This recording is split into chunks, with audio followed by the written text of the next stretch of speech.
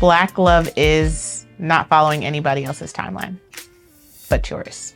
We met at a sorority party and I saw him walking around. I was like, oh, he cute. That little salt and pepper, he cute. And we ended up on the dance floor. And when we were dancing, he like kind of turned me around and he was like, what's your name? What's your age? Where are you from?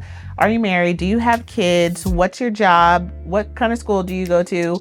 Did you go to school? Did you graduate? I was like, gosh, FBI interrogation on the dance floor. And so, you know, at the time I wasn't in a relationship and I was like, okay, well, I'll answer these questions. Then once the party ended, he came up to me and was like, oh, can you come take a picture with me? And I had just put my hair up and I was like, oh my God, he really likes me. Like, I'll come take a picture with you. And then I went over and he handed me his camera. He was like, oh no, of me and my boys. And I said, rude. So that was our first meeting. And then he said he was gonna call me back the next day, but he was going on a work trip. And then he called me back and here we are. But there's always like a 2-day rule though, right? You let it simmer for 2 days and then you call. When I was growing up, or, you know, when I got out of school, a lot of my friends were getting married and getting proposed to and getting engaged and having these fabulous weddings and then having children. And so I was under the assumption that I needed to follow that same timeline.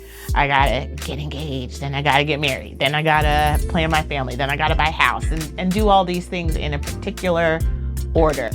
Now, as I'm about to have a child, we're not married, we live together, but we're happy in the situation that we're in and we're following our own timeline. And so it's taken me a while to understand that I don't have to do everything else that everybody else is doing in the same timeline that they did. To what Janelle mentioned as far as being traditional.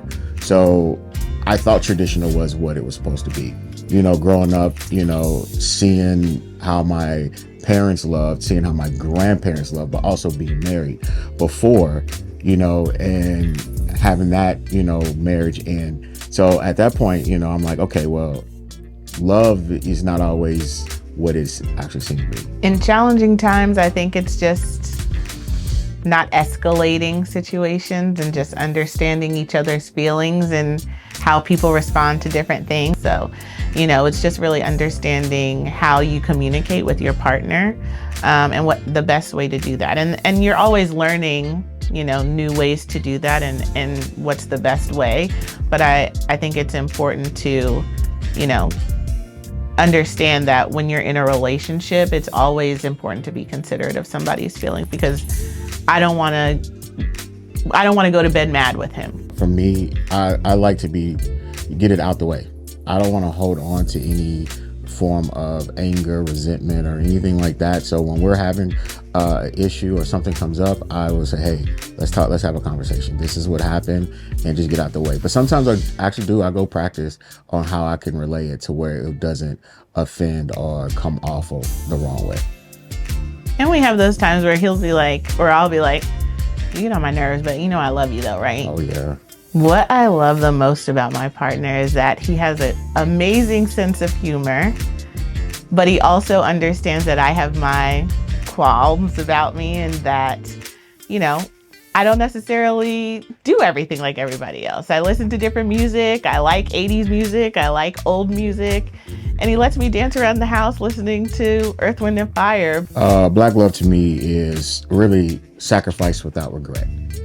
And I feel like love, you know, is colorblind, but also there is layers to love. So I do think Black love is legacy. I think it's empowerment. And I also think it's Janelle.